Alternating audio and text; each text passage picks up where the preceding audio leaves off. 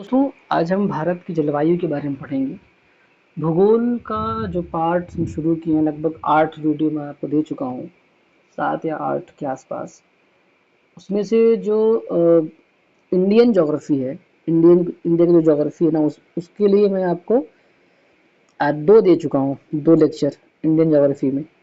और ये वाला जो होगा तीसरा लेक्चर होगा, जो इंडियन ज्योग्राफी का होगा, और टोटल ऑल ओवर जो है 7वां या 8वां, ये 8वां होगा। ये 8वां लेक्चर होगा ऑल ओवर ज्योग्राफी का। ठीक है, आप लोग पढ़िए सही तरीके से, अच्छे से पढ़िए और अपने एग्ज़ाम को पास करिए। ठीक है, और ये हम DSSB दास ग्रेड 2 ASO के लिए पढ़ा रहे हैं आपको। GA का पार्ट जो होता है, जो 40 क्वेश्चन आता है, 40 मार्क्स का। ठीक है, वो पढ़ रहे हैं। उसी क्रम में हम आज बात करते हैं भारत की जलवायु के बारे में। ठीक है, मौसम और जलवायु, सबसे पहले तो समझ लीजिए मौसम और जलवायु में क्या अंतर है। मौसम जो होता है ना, वो वायुमंडल की क्षणिक अवस्था होती है। कभी मौसम चेंज, कभी क्या चेंज, कभी कैसे चेंज होता रहता है। ये पता नहीं, मौसम की तरह तुम भी बदल तो ना जाओगे, इसीलिए कहा गया है मौसम की तरह तुम भी तो बदल तो ना जाओगे। तो वायुमंडल की क्षणिक अवस्था है। जबकि जो जलवायु है ना, का तात्पर्य अपेक्षाकृत लंबे समय की मौसमी दशाओं के औसत से होता है। लंबे समय की मौसमी दशाओं के औसत से होता है, उसको बोलते हैं जलवायु। और मौसम जो होता है वो वायुमंडल की क्षणिक अवस्था होती है। ठीक है, मौसम जल्दी जल्दी बदलता है, जैसे एक दिन में या एक सप्ताह में, परंतु जलवायु में बदलाव 50 या उससे भी अधिक वर्षों में आता है। जब चेंज होता है जलवायु, जलवायु जल्दी चेंज नहीं होती है। ठीक है, भारत की जलवायु उष्णकटिबंधीय मानसूनी जलवायु है। जो भारत की जलवायु है वो कैसी है? उष्णकटिबंधीय मानसूनी जलवायु है। मानसून से अभिप्राय ऐसी जलवायु से है जिसमें ऋतु के अनुसार पवनों की दिशा में उत्क्रमण हो जाता है। आप ये समझिए, मानसून से अभिप्राय ऐसी जलवायु से है जिसमें ऋतु के अनुसार पवनों की दिशा में उत्क्रमण हो जाता है। भारत की जलवायु को प्रभावित करने वाले कारक भी तो हैं, बिल्कुल हैं, जिन्हें हम 2 भागों में बांट सकते हैं, 2 वर्गों में बांट के देख सकते हैं। पहला देख सकते हैं स्थिति तथा उच्चावच संबंधी कारक में, और दूसरा देख सकते हैं वायु दाब एवं पवन संबंधी कारक में। तो पहला देखते हैं हम स्थिति और उच्चावच संबंधी कारकों में देखते हैं हम। ठीक है, तो पहले बात करते हैं अक्षांश की। किसकी बात सबसे पहले बात करेंगे हम अक्षांश की बात करेंगे। ठीक है, तो वहां पे देखेंगे हम क्या कह रहा है अक्षांश। इसमें दरअसल ना 4-5 पॉइंट आपको मिलेंगे, 4 से या 5 पॉइंट आपको मिलेंगे। और जो ये दूसरा वाला है, ये वायुदाब एवं पवन संबंधी कारक, इसमें भी आपको लगभग 2-3 पॉइंट तो इसमें भी दिख जाएंगे आपको। ठीक है, तो देखेंगे क्या क्या ऐसी है जो हमारी जलवायु पर प्रभाव डालती है। तो पहले देखते हैं कि हम ये कर्क रेखा पूर्व पूर्व पश्चिम दिशा में देश के मध्य भाग से गुजरती है, जो कर्क रेखा होती है। इस प्रकार भारत का उत्तरी भाग शीतोष्ण कटिबंध में और कर्क रेखा के दक्षिण भाग में स्थित भाग जो है उष्ण कटिबंध में पड़ता है। उष्ण कटिबंध भूमध्य रेखा के निकट होने के कारण सारा साल ऊंचे तापमान तथा कम दैनिक और वार्षिक तापांतर का अनुभव करता है। कर्क रेखा से उत्तर में स्थित भाग यानी शीतोष्ण कटिबंध भूमध्य रेखा से दूर होने के कारण उच्च दैनिक एवं और तथा वार्षिक तापांतर के साथ विषम जलवायु पाई जाती है। आप समझ लीजिए अक्षांश का ऐसा खेल है वो। अब हिमालय पर्वत क्या करता है? यह अपने सभी विस्तारों के साथ एक प्रभावी जलवायु विभाजक की भूमिका निभाता है। यह ठंडी उत्तरी पवनों से सुरक्षा प्रदान करता है। जमा देने वाली ये ठंडी पवनें उत्तरी ध्रुव रेखा के निकट पैदा होती हैं और मध्य तथा पूर्वी एशिया में आर पार बहती है। इसी प्रकार हिमालय पर्वत जो है ना, मानसून पवनों को रोककर उप महाद्वीप में वर्षा का कारण बनती है। तीसरा आप देखिए, समुद्र तल से ऊंचाई, ऊंचाई के साथ तापमान घटता जाता है। विरल वायु के कारण पर्वतीय प्रदेश मैदानों की तुलना में अधिक ठंडे होते हैं।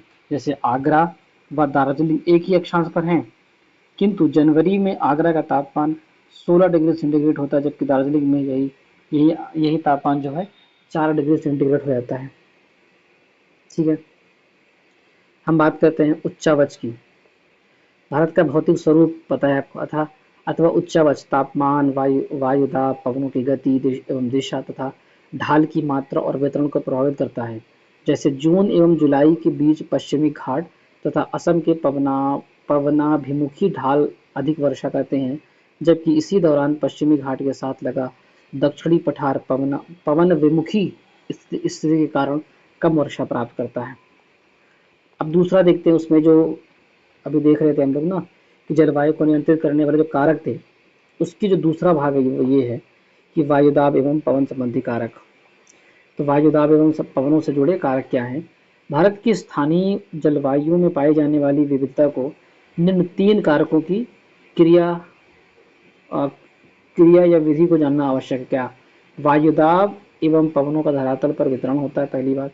दूसरा होता है भूमंडलीय मौसम को नियंत्रित करने वाले कारकों एवं विभिन्न वायु संहतियों एवं जेट प्रवाह के अंतर्वाह द्वारा उत्पन्न ऊपरी वायु संचरण। और तीसरा होता है शीतकाल में पश्चिमी विक्षोभों तथा दक्षिण पश्चिमी मानसून काल में उष्णकटिबंधीय अवदाबों के भारत में अंतर्वहन के कारण उत्पन्न वर्षा की अनुकूल दशाएं।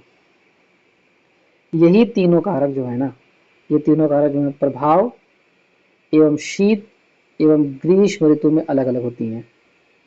शीत में और ग्रीष्म में ये तीनों जितने जितने प्रभाव आपने देखा ना, ये शीत में अलग दिखेगी और ग्रीष्म में आपको अलग अलग दिखते हैं, अलग अलग होती हैं। ठीक है, एक अन्नामणि क्या है? अन्नामणि कौन है या क्या है? कौन है अन्नामणि? 1918 से 2001 के बीच में ये थे। अन्नामणि एक भारतीय वैज्ञानिक थे जिन्हें भारत का मौसमी विदुषी नाम से जाना जाता था। उन्होंने कई मौसम मापन उपकरणों का आविष्कार और निर्माण किया, जिसके कारण इन उपकरणों के प्रति भारत की अन्य राष्ट्रों पर निर्भरता कम हुई। उन्होंने भारत में पवन ऊर्जा और सौर ऊर्जा के उपयोग की संभावनाओं पर भी खोजबीन की। इससे भारत नवीकरणीय ऊर्जा के क्षेत्र में विश्व के अग्रणी राष्ट्रों में सम्मिलित हो गया। अब देखते हैं कि अभी हमको बताया ना कि जो ये प्रभाव पड़ते हैं शीत ऋतु में अलग पड़ते हैं और ग्रीष्म ऋतु में अलग अलग प्रभाव पड़ते हैं। तो देखते हैं कि जो ये ग्रीष्म ऋतु में प्रभाव पड़ते हैं वो कैसे अलग पड़ते हैं। ठीक है, धरातलीय वायुदाब तथा पवनी। शीत ऋतु जब ठंडी होती है तब भारत का मौसम मध्य एवं पश्चिम एशिया में वायुदाब के वितरण से प्रभावित होता है। इस समय हिमालय के उत्तर में तिब्बत पर उच्च वायुदाब केंद्र स्थापित हो जाता है। इस उच्च वायुदाब केंद्र के दक्षिण में भारतीय उपमहाद्वीप की ओर निम्न स्तर पर धरातल के साथ साथ पवनों का प्रवाह प्रारंभ हो जाता है।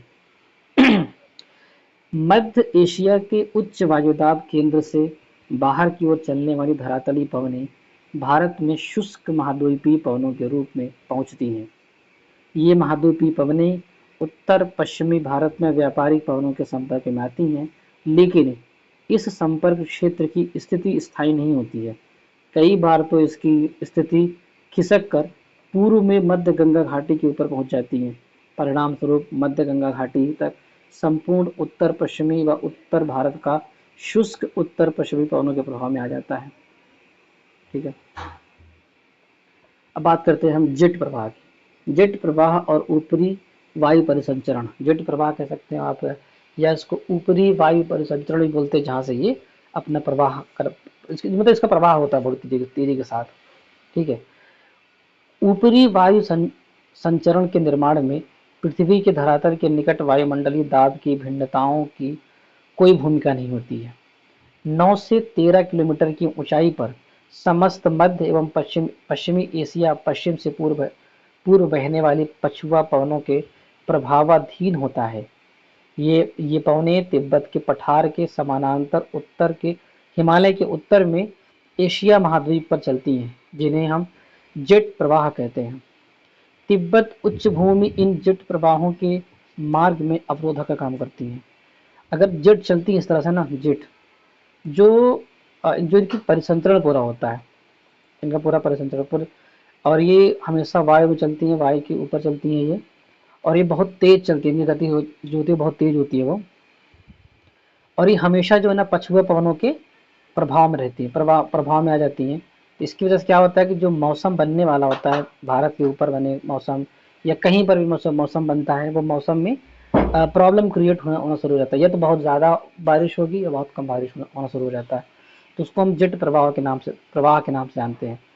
जैसे हम फिर से पढ़ते हैं, तो ये पवनें तिब्बत के पठार के समानांतर हिमालय के उत्तर से उत्तर में एशिया महाद्वीप पर चलती हैं। इन्हें जेट प्रवाह कहा जाता है। तिब्बत उच्च भूमि इन जेट प्रवाहों के मार्ग में अवरोधक का काम करती हैं, जिसके परिणाम स्वरूप जेट प्रवाह दो भागों में बांटा जाता है। ठीक है, इसकी एक शाखा तिब्बत के पठार के उत्तर में बहती है। तिब्बत के पठार के उत्तर में बहती है, और जेट प्रवाह की दक्षिणी शाखा हिमालय के दक्षिण में पूर्व की ओर बहती है। इस दक्षिणी शाखा की औसत स्थिति फरवरी में लगभग 25 डिग्री उत्तरी अक्षांश रेखा के ऊपर होती है, तथा इसका दाब स्तर होता है वो 200 से लेकर 300 मिलीबार होता है। जेट प्रवाह की यही दक्षिणी शाखा भारत में जाड़े के मौसम पर महत्वपूर्ण प्रभाव डालती है। आपको ये याद रखना है, ये वाली पॉइंट। जेट प्रवाह की जो यही दक्षिणी शाखा है, जो दक्षिणी शाखा है वो भारत में जाड़े के मौसम पर महत्वपूर्ण प्रभाव डालती है। हम तीसरी बात करते हैं पश्चिमी चक्रवाती विक्षोभ। बहुत इंपॉर्टेंट है, बहुत पूछता है क्वेश्चन, इस पे भी पूछ लेता है वो। पश्चिमी चक्रवाती विक्षोभ तथा उष्ण कटिबंधीय चक्रवात क्या बोलते हैं। पश्चिमी विक्षोभ क्या होता है, जो भारतीय उपमहाद्वीप में जाड़े के मौसम में पश्चिम तथा उत्तर पश्चिम से प्रवेश करता है। यानी ये पश्चिम हुआ और ये उत्तर पश्चिम हुआ, इधर से प्रवेश करता है, और यह भूमध्य सागर पर उत्पन्न होते हैं। सबसे बड़ी बात ये भूमध्य सागर पर उत्पन्न होते हैं, और भारत में इनका प्रवेश पश्चिमी जेट प्रवाह द्वारा होता है।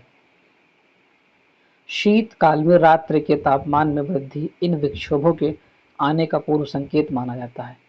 उष्णकटिबंधीय चक्रवात बंगाल की खाड़ी तथा हिंद महासागर में उत्पन्न होता है। इन उष्णकटिबंधीय चक्रवातों से तेज गति की हवाएं चलती हैं और भारी बारिश होती है। ये चक्रवात तमिलनाडु, आंध्र प्रदेश और उड़ीसा के तटीय भागों पर टकराते हैं। ये चक्रवात अत्यंत विनाशकारी होते हैं। ठीक है, हम बात करते हैं, अच्छा शीत ऋतु कहोगे, अब ग्रीष्म ऋतु का जो प्रभाव मिलता है वो देखते हैं। ग्रीष्म ऋतु का प्रभाव कैसे पड़ता है। धरातलीय वायुदाब तथा पवनें। गर्मी का मौसम शुरू होने पर जब सूर्य उत्तरायण स्थिति में आता है, उपमहाद्वीप के निम्न तथा उच्च दोनों ही स्तरों पर वायु परिसंचरण में उत्क्रमण हो जाता है। जुलाई के मध्य तक धरातल के निकट निम्न वायुदाब पेटी, जिसे अंतः कटिबंधीय अभिसरण क्षेत्र कहा जाता है, जिसको ITCZ कहते हैं, उत्तर की ओर खिसक कर हिमालय के लगभग समानांतर 20 से 25 डिग्री सेंटीग्रेड उत्तरी अक्षांश पर स्थित हो जाता है। ITCZ निम्न वायुदाब के क्षेत्र होने के कारण विभिन्न दिशाओं में पवनों को अपनी ओर आकर्षित करता है, क्योंकि ये निम्न दिशा होती है। दक्षिणी गोलार्ध से उष्णकटिबंधीय सामुद्रिक वायु संहति विषुवत वृत्त को पार करके सामान्यतः दक्षिणी पश्चिमी दिशा में इसी कम दाब वाली पेटी की ओर अग्रसर होती है। यही आर्द्र वायु धारा जो है दक्षिण पश्चिम मानसून कहलाती है। जो हमारे यहाँ बारिश होती है ना, वो इसी से होती है, दक्षिण पश्चिम मानसून ही होती है वो। जेट प्रवाह और ऊपरी वायु परिसंचरण। अब ये दूसरा प्रभाव है जो ग्रीष्म ऋतु में पड़ता है, जेट प्रवाह और ऊपरी वायु परिसंचरण।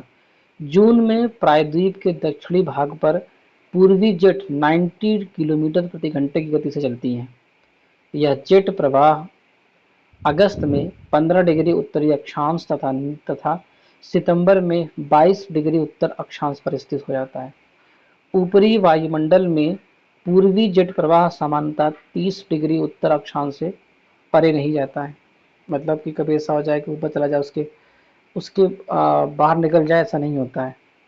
तो 30 डिग्री से ऊपर नहीं जाएगा वो, परे नहीं जाएगा वो। अब तीसरी बात करते हैं जो ग्रीष्म ऋतु का प्रभाव पड़ता है। पूर्वी जेट प्रवाह और उष्णकटिबंधीय चक्रवात। पूर्वी जेट प्रवाह उष्णकटिबंधीय चक्रवातों को भारत में लाता है।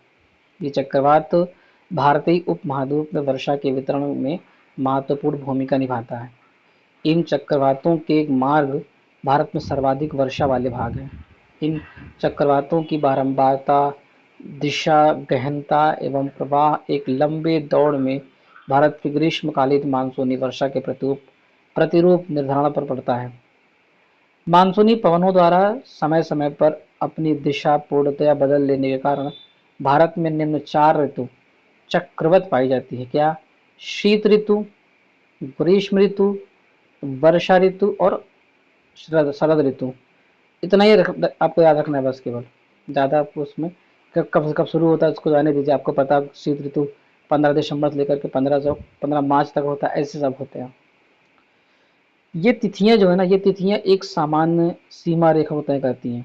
मानसून पवनों के आगमन एवं प्रत्यावर्तन में होने वाला विलंब इनको पर्याप्त रूप से प्रभावित करता है।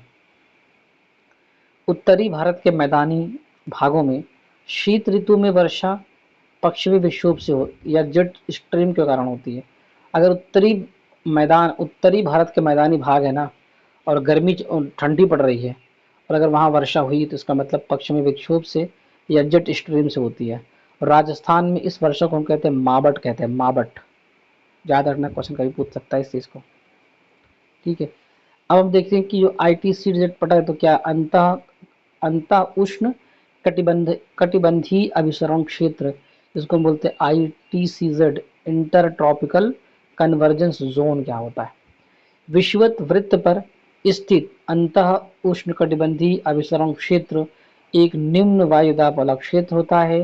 इस क्षेत्र में व्यापारिक पवनें मिलती हैं, अतः इस क्षेत्र में वायु ऊपर उठने लगती है। जुलाई के महीने में ITCZ 20 डिग्री से लेकर के 25 डिग्री उत्तर अक्षांशों के आसपास गंगा के मैदान में स्थित हो जाता है। इसे कभी कभी मानसूनी गर्त भी कहते हैं। यह मानसूनी गर्त उत्तर और उत्तर पश्चिमी भारत पर तापीय निम्न वायुदाब के विकास को प्रोत्साहित करता है। ITCZ के उत्तर की ओर खिसकने के कारण दक्षिणी गोलार्ध की व्यापारिक पवनें 40 डिग्री से लेकर के 60 डिग्री पूर्वी देशांतरों के बीच विषुवत रेखा को पार कर जाती हैं। कोरियालिस बल के प्रभाव से विषुवत वृत्त को पार करने वाली इन व्यापारिक पवनों की दिशा दक्षिण पश्चिम से उत्तर पूर्व की ओर हो जाती है। यही दक्षिण पश्चिम मानसून है। शीत ऋतु में ITCZ दक्षिण की ओर खिसक जाता है। इसी के अनुसार पवनों की दिशा दक्षिण पश्चिम से बदलकर उत्तर पूर्व हो जाती है। यही उत्तर पूर्व मानसून है। ग्रीष्म ऋतु में असम और पश्चिम बंगाल राज्यों में तीव्र आर्द्र हवाएं चलने लगती हैं, जिनसे गरज के साथ वर्षा हो जाती है। इन हवाओं को पूर्वी भाग में नॉर्वेस्टर बोलते हैं, नॉर्वेस्टर, और बंगाल में इसको बोलते हैं काल बैशाखी के नाम से जाना जाता है। कर्नाटक में से चेरी ब्लॉसम बोलते हैं और एवं कॉफ़ी वर्षा भी कहते हैं। चेरी ब्लॉसम या कॉफ़ी वर्षा कहाँ पे? कर्नाटक में, जो कॉफ़ी की कृषि के लिए लाभदायक होता है। आम की फसल के लिए लाभदायक होने के कारण इसे दक्षिण भारत में आम्र वर्षा बोलते हैं, इसको मैंगो शावर। उत्तर पश्चिम भारत के शुष्क भागों में ग्रीष्म ऋतु में चलने वाली गर्म एवं शुष्क हवाओं को हम लू बोलते हैं। उत्तर पश्चिम भारत के शुष्क भागों में ग्रीष्म ऋतु में चलने वाली गर्म एवं शुष्क हवाओं को हमने लू बोला है, ये लू कहते हैं। उसके आगे देखते हैं, वर्षा ऋतु में उत्तर पश्चिमी भारत तथा पाकिस्तान में उच्च उष्ण दाब का क्षेत्र बन जाता है, जिसे मानसूनी गर्त कहते हैं। इसी समय उत्तरी अंतः उष्ण अभिसरण उत्तर की ओर खिसकने लगती है, जिसके कारण विषुवतीय पछुआ पवन और दक्षिणी गोलार्ध की दक्षिण पूर्वी वाणिज्यिक पवन विषुवत रेखा को पार कर फेरल के नियम का अनुसरण करते हुए भारत में प्रवाहित होने लगती है, जिसे दक्षिण पश्चिम मानसून के नाम से जाना जाता है। भारत की अधिकांश वर्षा लगभग 80% इसी मानसून से होती है, जिसको दक्षिण पश्चिम मानसून बोलते हैं। भारत की प्रायद्वीपीय आकृति के कारण दक्षिण पश्चिम के मानसून दो शाखाओं में विभाजित हो जाता है। एक होता है अरब सागर की शाखा, दूसरा होता है बंगाल की खाड़ी की शाखा। अरब सागर से उत्पन्न होने वाली मानसून पवन तीन शाखाओं में बंटती हैं। जो अरब सागर में होती है, जैसे अरब सागर के जैसे ये इंडिया है ऐसे करके, तो ये अरब सागर है और ये है बंगाल की खाड़ी। तो ऐसे आई, यहाँ से दो बढ़ गई, ऐसे हो गई, इधर ऐसे हो गई। अब ये ऐसे चलेगी ऊपर, ये तीन भागों में बढ़ जाएगी अरब सागर वाली। अरब सागर की एक शाखा जो है ना, अरब सागर की एक शाखा का मानसून सबसे पहले भारत के केरल राज्य में जून के प्रथम सप्ताह में आता है। जून आ गया है, जून चल रहा है अभी, ये सॉरी मई चल रहा है, सॉरी ये मई चल रहा है। जून अगले अगले मंथ में जून जून होगा, क्योंकि बारिश का मौसम भी शुरू हो जाएगा वहीं से। और केरल जो है, यहाँ यह पश्चिमी घाट पर्वत से टकराकर केरल के तटों पर वर्षा करती है। इसे मानसून प्रस्फोट कहा जाता है, यानी मानसून बर्स्ट कहा जाता है। अरब सागर से उठने वाली मानसून की दूसरी शाखा कौन सी होती है? वो मुंबई के उत्तर में नर्मदा और तापी नदियों की घाटियों में से होकर मध्य भारत में दूर तक वर्षा करती है। समझ रहे हैं आप? फिर छोटा नागपुर पठार में इस शाखा से 15 सेंटीमीटर वर्षा होती है।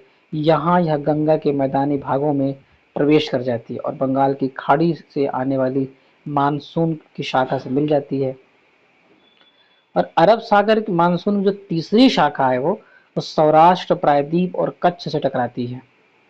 वहां से यह अरावली के साथ साथ पश्चिमी राजस्थान को लांघती है और बहुत ही कम वर्षा करती है, क्योंकि अरावली पर्वत इन मानसून हवाओं के समानांतर पड़ती है।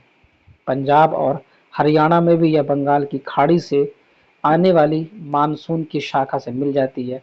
ये दोनों शाखाएं जो है एक दूसरे के सहारे प्रवलित होकर पश्चिमी हिमालय, विशेष रूप से धर्मशाला में वर्षा करती हैं। गारो खासी जयंतिया पहाड़ियों पर बंगाल की खाड़ी से आने वाली हवाएं दक्षिण पश्चिम मानसून की शाखा अधिक वर्षा लाती है, जिसके कारण यहाँ स्थित मौनिसराम खासी पहाड़ी मेघालय विश्व में सर्वाधिक वर्षा प्राप्त करने वाला स्थान है, लगभग 1141 सेंटीमीटर। मानसून की अरब सागर शाखा तुलनात्मक रूप से अधिक शक्तिशाली होती है। दक्षिण पश्चिम मानसून द्वारा लाए गए कुल आर्द्रता का 65% भाग जो है वो अरब सागर से एवं 35% भाग बंगाल की खाड़ी से आता है। ठीक, अब बात करते हैं हम मौसम के अनुसार वार्षिक वर्षा का वितरण। वर्षा का मौसम ये है और समयावधि ये है और वर्षा ये है। जो दक्षिण पश्चिम मानसून है उससे जून और सितंबर के बीच वर्षा होती है और लगभग 73.7% होती है। परवर्ती मानसून काल अक्टूबर से सितंबर दिसंबर तक रहता है, लगभग 13% जो है वर्षा करवाता है। पूर्व मानसून काल जो मार्च से लेकर मई तक होता है, अभी अभी मई चल रहा है तो अभी भी कभी कभी वर्षा हो जाती है ना, तो 10% वर्षा होती है। शीत ऋतु या उत्तर पश्चिम मानसून जो जनवरी फरवरी में ठंडी में होती है कभी कभी 2.6% होती है। तमिलनाडु तट वर्षा ऋतु में शुष्क रहता है। जब वर्षा ऋतु होती है तमिलनाडु जो तट रहता है वह शुष्क रहता है, क्योंकि समानांतर होते हैं ना इसके। इसके दो कारक उत्तरदायी हैं, क्या क्या? तमिलनाडु तट जो है ना बंगाल की खाड़ी की मानसून पवनों के समानांतर पड़ता है, क्योंकि मान लीजिए अगर कोई ऐसे ऐसे तट है और इधर से आ रही हैं मानसून पवनें तो वो रुकेंगे नहीं यहाँ पे, तो उधर बारिश करवाएगा नहीं। अगर मान लीजिए यही यही पहाड़ ऐसे होता है तो बारिश यहाँ होती बारिश। तो ये तट ये समांतर होगी, आगे आगे निकल जाती है, वो वहां रुकती नहीं है। यह दक्षिणी पश्चिमी मानसून की अरब सागर शाखा के वृष्टि क्षेत्र में स्थित है। मानसून में विच्छेद। दक्षिण पश्चिम मानसून काल में एक बार कुछ दिनों तक वर्षा होने के बाद यदि एक, दो या कई सप्ताह तक वर्षा न हो तो मानसून विच्छेद कहा जाता है। ये विच्छेद विभिन्न क्षेत्रों में विभिन्न कारणों से होते हैं। उत्तरी भारत के विशाल मैदान में मानसून का विच्छेद उष्णकटिबंधीय चक्रवातों की संख्या कम हो जाने से और अंतः उष्णकटिबंधीय अभिसरण क्षेत्र की स्थिति में बदलाव आने से होता है। पश्चिमी तट पर मानसून विच्छेद तब होता है जब आर्द्र पवनें तट के समानांतर बहने लगती हैं। राजस्थान में मानसून विच्छेद तब होता है जब वायुमंडल के निम्न स्तरों पर तापमान की विलोमता वर्षा करने वाली आर्द्र पवनों को ऊपर ऊपर उठने से रोक देती हैं। अब होता है मानसून का निवर्तन किसको बोलते हैं? मानसून का निवर्तन मानसून के पीछे हटने या लौट जाने को मानसून का निवर्तन कहते हैं। सितंबर के आरंभ से उत्तरी पश्चिमी भारत से मानसून पीछे हटने लगता है और मध्य अक्टूबर तक या दक्षिणी भारत को छोड़ शेष समस्त भारत में निवर्तित हो जाती है। लौटती हुई मानसून पवनें जो होती हैं, लौटती हुई मानसूनी पवनें बंगाल की खाड़ी से जलाशय ग्रहण करके उत्तर पूर्वी मानसून का रूप तमिलनाडु जो कोरोमंडल तट पर, यहाँ बारिश नहीं हुई थी, में जाड़े के दिनों में जनवरी फरवरी के महीने में वर्षा करती है। ये जो लौटता हुआ मानसून है ना, वो करता है बारिश तमिलनाडु में, ना कि दक्षिण पश्चिम मानसून। बस आपको इतना याद रखना है।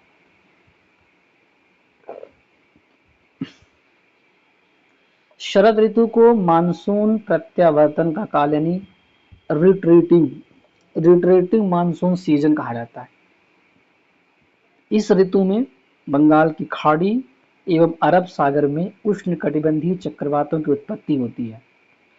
इन चक्रवातों से पूर्वी तटीय क्षेत्रों में मुख्यतः आंध्र प्रदेश एवं ओडिशा तथा पश्चिमी तटीय क्षेत्र में गुजरात में काफी क्षति पहुंचती है। भारत में मानसून की अवधि 100 से लेकर के 120 दिन तक होती है। लगभग 3 महीना 4 महीना भी हो सकता है मैक्सिमम। भारत का जलवायु प्रदेश तापमान एवं वर्षा जलवायु के दो महत्वपूर्ण तत्व हैं, तापमान और वर्षा, जिन्हें जलवायु वर्गीकरण के सभी पद्धति में निर्णायक माना जाता है। तथापि जलवायु की वर्गीकरण एक जटिल प्रक्रिया है। कोपेन ने अपने जलवायु वर्गीकरण के आधार पर तापमान तथा वर्षण के मासिक मानों को रखा है। कोपेन की पद्धति पर आधारित भारत की जलवायु निम्न 5 प्रकार की होती है। कितने प्रकार की होती है? 5 प्रकार की होती है। यानी कोपेन ने भारत की जलवायु को 5 प्रकार में बांटा है, जिसमें पहला होता है उष्णकटिबंधीय जलवायु। यह सारा वर्ष, जहाँ पे सारा वर्ष औसत मासिक तापमान 10 डिग्री सेंटीग्रेड से अधिक रहता है, उसको बोलते हैं उष्णकटिबंधीय जलवायु। ठीक है। इसके बाद शुष्क जलवायु आएगा, फिर गर्म। उसके बाद थोड़ा इसको देख लेते हैं, एल नीनो देख लेते हैं। एल नीनो एक जटिल मौसम तंत्र है जो हर 5 साल या 10 साल बाद प्रकट होता है। इसके कारण संसार के विभिन्न भागों में सूखा, बाढ़ और मौसम की चरम अवस्थाएं आती हैं। पूर्वी प्रशांत महासागर में पेरू के तट के निकट उष्ण समुद्री धारा के रूप में प्रकट होता है। इससे भारत सहित अनेक स्थानों का मौसम प्रभावित होता है। एल नीनो भूमध्य रेखीय उष्ण समुद्री धारा का विस्तार मात्र है, जो अस्थायी रूप से ठंडी पेरुवियन अथवा हम्बोल्ट धारा पर प्रतिस्थापित हो जाती है। यह धारा पेरू तट के जल का तापमान 10 डिग्री सेंटीग्रेड तक बढ़ा देती है। इसके निम्नलिखित परिणाम होता है: भूमध्य रेखीय वायुमंडलीय परिसंचरण में विकृति। दूसरा, समुद्री जल के वाष्पन में अनियमितता। प्लावक की मात्रा में कमी, जिससे समुद्र में मछलियों की संख्या घट जाती है। भारत में मानसून की लंबी अवधि के पूर्वानुमान के लिए एल नीनो का उपयोग होता है। एल नीनो शीत काल के दौरान भारतीय उपमहाद्वीप में गर्म स्थिति का कारण बनता है और ग्रीष्म काल के दौरान यह शुष्क परिस्थितियों और कम मानसून का कारण बनता है। एल नीनो का शाब्दिक अर्थ बालक या ईसा है। बालक ईसा है, ईसा मसीह है ना, उनको एल नीनो मतलब होता है ईसा मसीह। क्योंकि यह धारा दिसंबर के महीने में क्रिसमस के आसपास नजर आती है। पेरू जो दक्षिणी गोलार्ध में दिसंबर गर्मी का महीना होता है। इसलिए उसका ऐसा बोला जाता है। कोपेन की योजना के अनुसार भारत के जलवायु प्रदेश, तो जलवायु के प्रकार और क्षेत्र ये हैं, ठीक है, जलवायु के प्रकार और क्षेत्र ये हैं। एक सेकंड मैं देखूं जरा इसमें और उसको दिया है कि नहीं। हाँ दिया तो है, मुझे लगा कि वो नहीं, जैसे एक के बाद दो आता है ना, तो अभी मैं वही देख रहा था। एक होता है AMW, लघु शुष्क ऋतु वाला मानसून प्रकार है। लघु शुष्क ऋतु वाला मानसून प्रकार है ये गोवा के दक्षिण में भारत का दक्षिणी तट है ये क्षेत्र। AS क्या होता है, शुष्क ग्रीष्म ऋतु वाला मानसून प्रकार, तमिलनाडु का कोरोमंडल तट। AW उष्णकटिबंधीय सवाना प्रकार, जो कर्क वृत्त के दक्षिण में प्रायद्वीप पठार का अधिकतर भाग होता है। BSH, ये जो लिखा हुआ ना, कभी छोटा कभी बड़ा, बहुत ही जरूरी है, यही इंपॉर्टेंट है इसका, मतलब कंफ्यूज होते हैं, कभी छोटा लिख देते कभी बड़ा लिख देते हैं, तो ऐसे लिखिए, ये यही कोडिंग किया गया है। वो अर्ध शुष्क स्टेपी जलवायु, उत्तर पश्चिम गुजरात, पश्चिमी राजस्थान और पंजाब के कुछ भाग। CWG जो है ना, वो उष्ण शुष्क शीत ऋतु वाला मानसून प्रकार होता है। गंगा का मैदान, पूर्वी राजस्थान, उत्तरी मध्य प्रदेश, उत्तर पूर्वी भारत का अधिकार क्षेत्र। DFC लघु ग्रीष्म तथा ठंडी आर्द्र, ये होती है हमारा कहाँ पे, अरुणाचल प्रदेश में। ध्रुवीय प्रकार, अगर ई लिखा है मतलब ध्रुवीय प्रकार है वो, और जम्मू कश्मीर है, लद्दाख, हिमाचल प्रदेश, उत्तराखंड, ये सब आता है, ठीक। अब हम यहाँ पे थोड़ा सा नीचे आते हैं एक बार, ये है ना उष्णकटिबंधीय जलवायु, इसको कंटिन्यू करते हैं। होता है शुष्कता कम होने पर यह अर्ध शुष्क मरुस्थल कहलाता है, ठीक है। अगर शुष्कता कम होती है तो ये अर्ध शुष्क मरुस्थल कहलाता है। शुष्कता अधिक है तो मरुस्थल W है। नहीं ये इसी का पार्ट है, सॉरी, उत्तराखंड होता है, इसी का पार्ट होगा ये। एक्चुअली क्या है ना, थोड़ा सा कभी कभी कट जाता है चीज।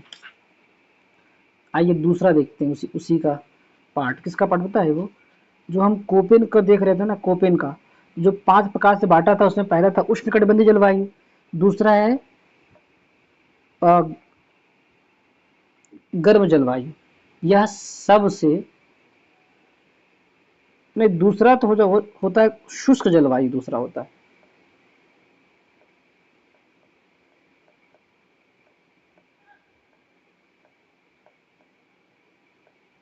ये जो आपने देखा ना, ये शुष्क जलवायु ही है, ये वाला।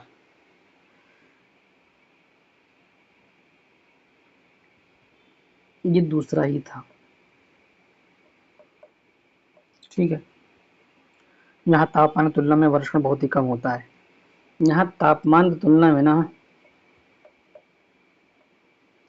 यहाँ वर्षण कम होता है।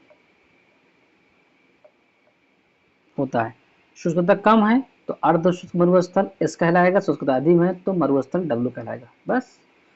अब आओ तीसरा नंबर पे। यहाँ सबसे ठंडे महीने का औसत तापमान 18 डिग्री सेंटीग्रेड से -3 डिग्री सेंटीग्रेड के बीच रहता है, जब गर्म जलवायु रहता है तो। और हिम जलवायु, जहाँ सबसे गर्म महीने का औसत तापमान 10 डिग्री सेंटीग्रेड से अधिक और सबसे ठंडे महीने का तापमान औसत तापमान -3 डिग्री सेंटीग्रेड से कम रहता है। बर्फीली जलवायु, जहाँ सबसे गर्म महीने का तापमान 10 डिग्री सेंटीग्रेड से कम। कोपेन ने जलवायु प्रकारों को व्यक्त करने के लिए वर्ण संकेतों का प्रयोग किया। मैं बोल रहा था ना, जो वर्ण लिखा हुआ है, AW कहीं लिखा हुआ, कहीं AS लिखा हुआ, उसी को बता रहा हूँ। इन्होंने अंग्रेजी के बड़े अक्षर को अर्ध मरुस्थल S और W को मरुस्थल के रूप में प्रयोग किया है। इसी प्रकार उपविभागों को व्यक्त करने के लिए अंग्रेजी के छोटे वर्णों का प्रयोग किया है इन्होंने। जैसे F जो है ना, वो पर्याप्त वर्षण है, जो M है वो शुष्क मानसून होते हुए वर्षावन है, जो W है वो शुष्क शीत ऋतु है, वहीं पे एच की बात करेंगे तो शुष्क और गर्म है। आप सी की बात करिए, सी क्या 4 महीनों से कम अवधि के औसत औसत तापमान 10 डिग्री सेंटीग्रेड से अधिक, और जी जो है ना वो गंगा का मैदान। इस प्रकार भारत को 8 जलवायु प्रदेशों में बांटा जा सकता है। ये बहुत ही महत्वपूर्ण है, ये वाला चीज याद रखना, ये यहाँ से लेकर के यहाँ तक ये बहुत ही महत्वपूर्ण है। इस चीज़ को आपको जानना चाहिए कि कहाँ पे जो है बड़ा बोलते हैं, कहाँ पे छोटा अक्षर लगा देते हैं, उसके हिसाब से इसको बांटा गया है। ठीक है, इस तरह से। और अब हम बात करते हैं उसके आगे का। लेकिन मैं एक काम करते हैं, जो भारत की जलवायु है ना उसको हम यहीं पर छोड़ देते हैं। जो मृदा है उसके बाद हम मृदा देख लेते हैं। ठीक है, मृदा देखना बहुत ज़रूरी है। उसके बाद फिर हम कि भारत की जो ये पढ़ना बहुत ज़रूरी है, इसलिए मैं बार बार सोच रहा हूँ इसको कैसे इसको पूरा किया जाए, क्योंकि ये ज़रूरी पार्ट है ये। भारत की जलवायु आठ जलवायु प्रदेश में बांटा गया ना, ये वाला 8 क्या यहीं से निकाल सकते हैं क्या, यहीं से शायद यहीं से निकाल सकते हैं। जैसे हमने एक अंग्रेजी के बड़े वर्ण को एस कह दिया, डब्ल्यू कह दिया, तो कई भी ए बोला जाएगा, कई बार बी भी, कई बार सी भी, डी भी, ई भी। तो 5 प्रकार से जो बांटा गया था ना, तो A B C D E, ये सब पांचों जो है ना बड़े में लिखा जाएगा, ये बड़े अक्षर में। ये संकेत है ये। जब हम ये तय करेंगे कौन सबसे बड़ा है, उसके बाद हम उसके बाद छोटा एस भी है होता है, भी बड़ा होता है, एस भी होता है, जो इसके बाद ही आएगा अगर एस का भी आएगा तो। ऐसे कुछ थोड़ी ट्रिक है। ट्रिक क्या है, थोड़ा सा साइंटिफिक उन्होंने कर दिया है चीज़ों को, तो किसी दिन समझेंगे इसको क्या है ये। बहुत ही ज़रूरी है समझना इस चीज़ को, याद रखना। क्वेश्चन बहुत सारे आते हैं। तो इस प्रकार भारत को 8 जलवायु प्रदेशों में बांटा जा सकता है, आपको ये याद रखना है। ठीक है, ठीक है। अब हम आपकी अगली वीडियो में बात करते हैं भारत की मृदाएं के बारे में। अभी तो यहीं तक के लिए धन्यवाद आपसे। वीडियो को लाइक सब्सक्राइब करिएगा ताकि हम आपके लिए और सारी वीडियो लेके आते रहें।